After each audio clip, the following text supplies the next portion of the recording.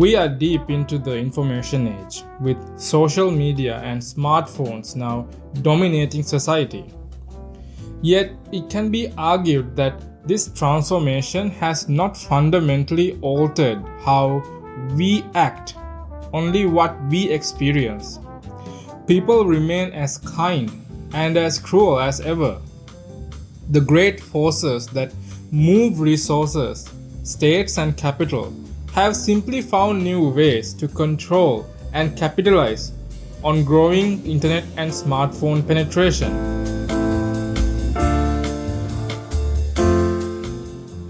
Consider an example from my own life. My mother is an avid and active user of smartphone communication technology. She maintains a vast network of friends, acquaintances, and colleagues, staying in touch through the myriad means that smartphones offer. But as a thought experiment, if you took the smartphone away from her, I don't believe her core behavior would change much. She would still seek out a network of friends, just through a different mode of interaction.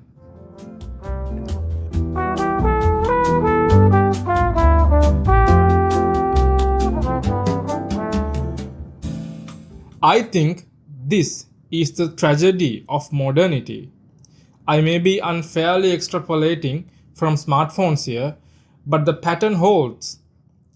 In certain domains, scientific output for instance, we have made leaps and bounds, yet the way we live has barely changed.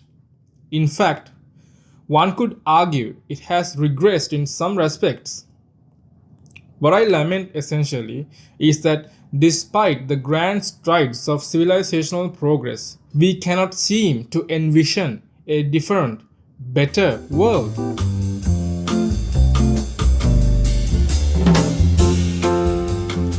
Veering to a different subject for a moment, discourse has been a staple of the internet. With rising smartphone penetration, more people have begun engaging in it.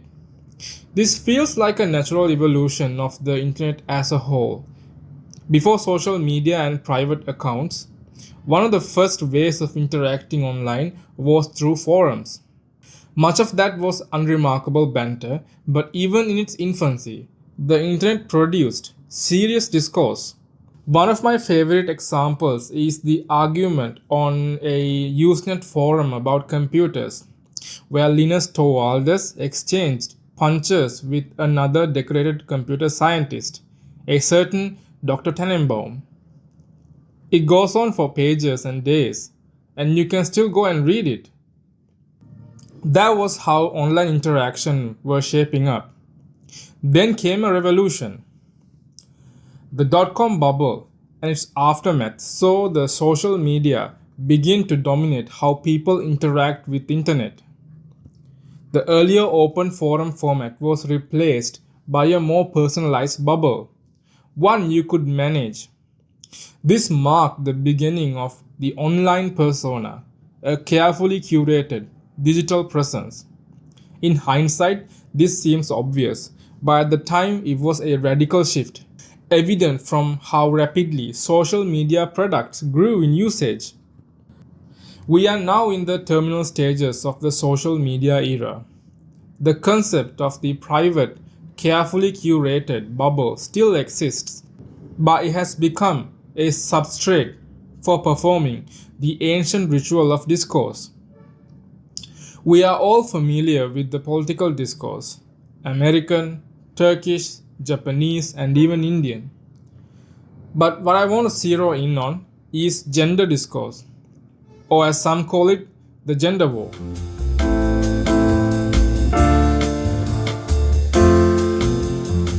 It is everywhere you look. TikTok, Instagram, even the platform formerly known as Twitter. It is nearly impossible to avoid unless you are terminally offline. But even then, you are not free from the consequences of online gender discourse. Of course, this is not a new or recent phenomenon. I am sure the battle between the sexes existed since the very idea of personhood. That said, I do think we are entering a particularly interesting period of gender war. Among the internet generation, the gender war has markedly turned a page in gender dynamics, reshaping which problems are seen as key pressing issues for each gender. What strikes me as a key observation I have made regarding the gender discourse on what was once Twitter, many ideologies are astroturfed and botted into having millions of impressions and tens of thousands of likes, creating the illusion of a greater size and relevance. It is mainly American tech workers I see doing this, but Trump's MAGA movement and various other ideologies also exploit the platform's inherent gameability. An interesting observation is that many gender war posts, specifically those from the female side, pull in millions of impressions and likes. Nor is this standard boilerplate feminism. Rather, it is deeply corrosive, baseline misandrist ideas that garner such adoration. This is remarkable, given the algorithmic handicaps placed on non-verified accounts. Multiple explanations likely exist, but what I want to believe is that there is legitimate anger at the world from our female counterparts, and a not so deep or thorough understanding is in order. Like most complicated social phenomena, this has a few underlying factors acting as primary motivators. In the early aughts, women entering the workforce was seen as progressive, a new source of household income. That contrasts sharply with modernity, where women are first essential to the workforce and second, with various affirmative action measures, roles traditionally reserved for young men have begun going to women. At the same time, the underlying expectations of men as primary breadwinners has not changed. Second, while underlying economic factors have shifted within a single generation, unprecedented in scale and velocity, mating dynamics have not. Women with greater economic opportunities and visibility have raised their standards in mate selection, creating uncomfortable gaps in the male psyche, often leading to jealousy, insecurity, and contempt. Both factors are unfolding during a time of accelerating decay in material conditions, which frequently fosters a zero sum mindset regarding economic and mating opportunities. From a male point of view, the one most familiar to me, this offers insight into the growing rift between genders. Men facing ever dwindling economic and mating opportunities have reacted in two main ways. First, complete disengagement. Many men in my age have stopped dating altogether and pushed life goals further back. Second, they lash out against the womankind for the deficiencies in their own lives, forming internet assisted communities notoriously known as incels.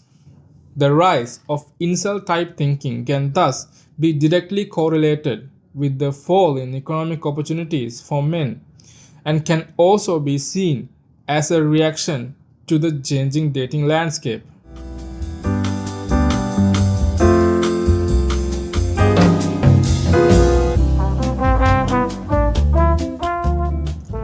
I have read many female points of view on gender war as well, but I will concede here and now that I am not the single source of truth on this matter.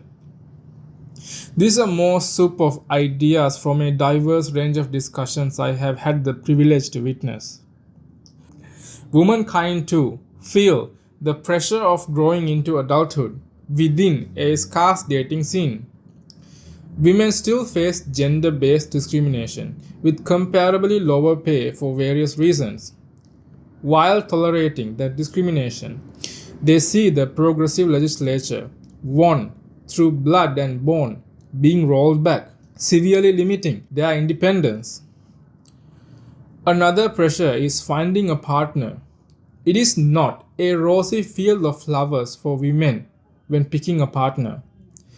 A more apt analogy would be a heavily mined strait. One wrong move can have devastating consequences. Society has also grown largely hostile to female independence, which means women must legitimize that independence through an understanding male partner, who, as it turns out, is becoming a rare breed precisely for the reasons I mentioned above. The rise of femcellism, or the adoption of incel type behavior by younger female generations, should not shock you then. And as I noted earlier, the completely organic reaction and support in unthinkable numbers for femcel type content is entirely understandable through the lens of a changing social and legal landscape for young women. Gender can never be resolved in an inherently unequal world, and I do not expect to solve it in a low effort YouTube video. What I will say, however, is that it will be an interesting intersection to observe when subsequent generations of women are societally pressured into creating families and reproducing to fix collapsing birth rates. It may even become an institutional push if feminism, as a guiding principle for women's affairs, become decisively obsolete or irrelevant. In a sense, women, despite many affirmative action advantages, are looking at a long road of stripped rights and servitude under patriarchy again in the future. I will end by saying I completely understand where their anxiety is coming from.